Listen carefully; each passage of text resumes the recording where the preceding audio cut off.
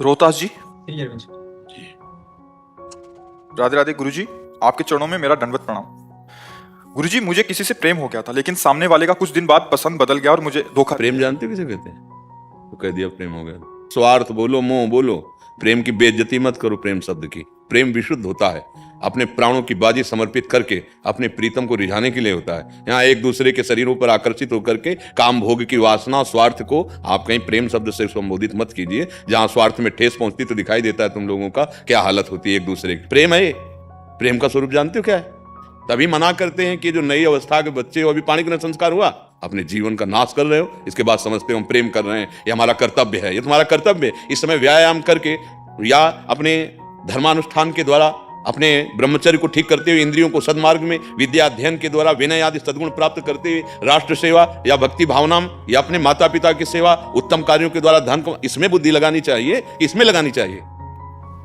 आज अब शासन ही तो हट रहा है ना, धर्मशास्त्र का शासन मान रहे हैं ना माता पिता का शासन मान रहे हैं, तो क्या समझ, यही दुर्दशा हो गई। दुर्दशा यही हो रही है, यही दुर्दशा हो रही है। फिर आगे जानते हो क्या करोगे? इस शरीर को नष्ट करने की सोचोगे। मर्जी वही लिखा है। हाँ, वही लिखा कि हम पहले बता रहे हैं। जब पापाचरण करोगे, व्यभिचार प्रवृत्तियों में उतरोगे, अभी तुम्हारी क्या अवस्था है? ये अवस्था तुम्हारी व्यभिचार करने की है कि ब्रह्मचर्य से रह करके विद्या अध्ययन करना, सतमार्ग पर चलना, इसके लिए है। फिर इसके बाद डिप्रेशन आ जाएगा और फिर इसी भाव में आ जाओगे। बच्चा, अभी अवस्था अनुशासन में रह करके जीने की है। अब आज हमारी परंपराएं ही नष्ट हो रही, गुरुकुल ही नहीं है, वो मर्यादाएं ही नहीं है जिससे हमारे बच्चे जान पाए कि हमारा जीवन किस मार्ग में चलने से मंगलमय होगा। ये अवस्था है ब्रह्मचर्य नाश करने की। बहुत नुकसान हो गया गुरुजी में। एक आज से समझ जाओ बच्चा, आज से समझ जाओ। अब लो नशानी अब ना नसइयो, कोई नहीं, शांति से। हमसे फिसलन हो गई, हमसे गलती हो गई। अमन सिंह जी। श्री हरिवंश। पूज्य गुरुदेव भगवान, आपके चरणों में कोटि कोटि प्रणाम। महाराज जी, मेरा प्रश्न यह है कि मैं राधा नाम संकीर्तन हेतु बाहर जाता हूँ, जहाँ बहुत मान सम्मान मिलता है। मैं विरक्त मार्ग पर भी चलना चाहता हूँ, हमेशा डर बना रहता है कि इस माया के चक्कर में ना पड़ जाऊं कहीं। महाराज जी, मेरा मार्गदर्शन करें, कैसे सामने देखो, हमारी प्रार्थना है कि जब तक भगवत साक्षात्कार ना हो जाए, चना भून ना जाए, तब तक बहुत होश में रहना चाहिए। क्योंकि आकर्षण, माया का मनोरंजन, ये जीत पाना बहुत कठिन है। अगर हमें समाज में सम्मान मिलने लगा, प्रियता बढ़ने लगी, तो उसके सहने की सामर्थ्य चाहिए ना। सम्मानम कल्याति घोर गर्लम नीचापमानम सुधा, श्री राधा मुरली धरो भज सके वृंदावन मां त्यज। भेंट मिलने लगती है, प्रणाम नमस्कार मिलने लगता है, देहाभिमान नष्ट नहीं हुआ, उपदेशक बन गए, जो उपदेश दे रहे हैं उसका स्वाद नहीं चखा, मामला गड़बड़ हो जाता है। मुझे लगता है कि अभी जब तक स्वयं भगवत साक्षात्कार ना हो, तब तक यहाँ कीर्तन करो, इस देश को पावन करो और सबके चरणों में झुको, सब में भगवत भाव रखो। फिर एक आवेश आता है, भगवत आवेश, वो जो कराना चाहेगा वो करवा देगा। जब वो आता है तो बिस्तरे सब जग विमल कीरति, साधु संगति ना टरे, बास वृंदा विपिन पावे, श्री राधिका जो कृपा करे। कुछ नहीं, अपने सहायकों के साथ माया कोई भी प्रभाव नहीं दिखा सकती उसके हृदय में। महाराज जी, परिवार जो है, ये नाम कीर्तन, ये उपदेश बेचने वाला नहीं। इसके लिए रिक्शा भले चला लो भाई, हमारी बात समझ लो। ये नाम बेचने वाला, ये धर्म ग्रंथ बेचने वाला विषय नहीं है।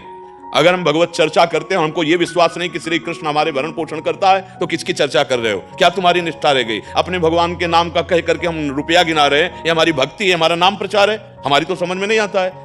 हमारा भरण पोषण का पूरा जुम्मा हमारे प्रभु को है। भगवान वचन देते हैं, कह रहे हैं अनन्यश्चिंतेतो माम ये जनाः परिपासते येषां नित्याभियुक्तानां योगक्षेमं वहं। फावड़ा चलाओ, मेहनत करो, जवान आदमी हो, 500 रुपया मिलते हैं लेवरी, परिवार का पोषण करो और राधा राधा जपो। अगर ठाकुर जी ना मिल जाए तो हमें बताना। हमें पैसा अपने नाम को बेच करके, हाँ हम कीर्तन कर रहे हैं, कोई 100 रुपया चढ़ा गया, हमारी तो मांग नहीं है ना। हम भगवत चर्चा कर रहे हैं, कोई चढ़ा जाए क्या फर्क पड़ता है? क्या श्री कृष्ण नाम, श्री कृष्ण कथा कोई करोड़ों में खरीद सकता है क्या? हाँ, नहीं चढ़ाया तो हमारी कथा करना हमारा स्वभाव। स्वांता सुखाय तुलसी रघुनाथ गाथा। हम नाम कीर्तन कर, लेकिन नाम कीर्तन हम तय करके जाएं अर्थ के लिए कि हमारा परिवार पोषण। तो हमें लगता है फावड़ा चला लीजिए, किसानी कर लीजिए, व्यापार कर लीजिए, किसी क्या नौकरी कर लीजिए और खूब छुप के भजन कीजिए। अगर भक्ति की बात, अध्यात्म की बात है, तो नाम बेच करके यदि हम भरण पोषण परिवार का करना चाहते तो मुझे नहीं लगता कि आप परमार्थ के पथि को, नहीं, बिल्कुल नहीं, परमार्थ नहीं हो सकता। बेचे वेद धर्म दुइले ही, ये कलयुग में बहुत होगा, पहले लिखा हुआ है।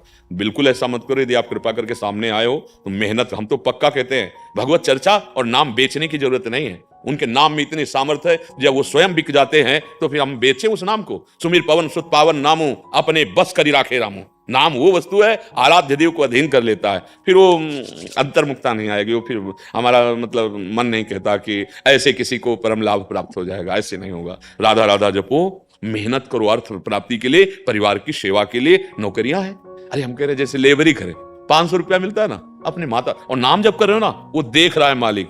हाँ, खूब ईमान। मनीष जी मिर्जापुर से। राधा वल्लभ सिंह।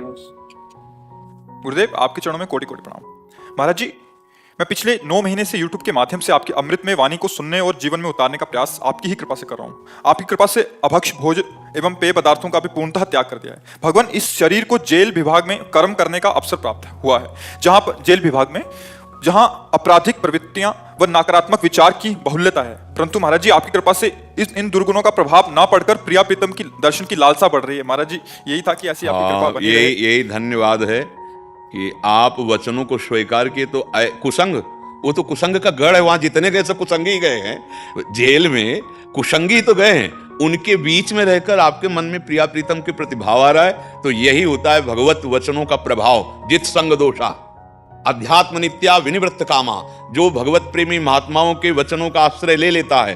तो देखो, ऐसे कुसंग में रहते हुए भी आपके हृदय में यह बात आ गई कि मुझे प्रिया प्रीतम की प्राप्ति करना है। ये सबसे बड़ी बात है, ये सबसे बड़ी बात है। अगर आप यहाँ हमारे आसपास रहते होते और ये बात बोलते तो कोई खास बात नहीं थी, क्योंकि यहाँ परमाणु बिछे हुए हैं, यहाँ भाव बिछा हुआ है। लेकिन आप ऐसी जगह रह रहे हैं जहां केवल कुसंग ही कुसंग है, और उस जगह आप वाणी श्रवण करके ये निश्चय करते हैं कि मुझे प्रिया प्रीतम की प्राप्ति का, तो अहोभाग्य है। आपका कोई पूर्व जन्म का सुकृत उदय हुआ है, जो संतों की वाणी पर ऐसी श्रद्धा और भगवान से मिलने की चाह, मिलने की यही चाह ऐसी प्रबल हो जाए कि जैसे प्यासा आदमी कई दिन का हो, उसे रबड़ी पिलाई जाए तो नहीं पिएगा, वो कहेगा पानी।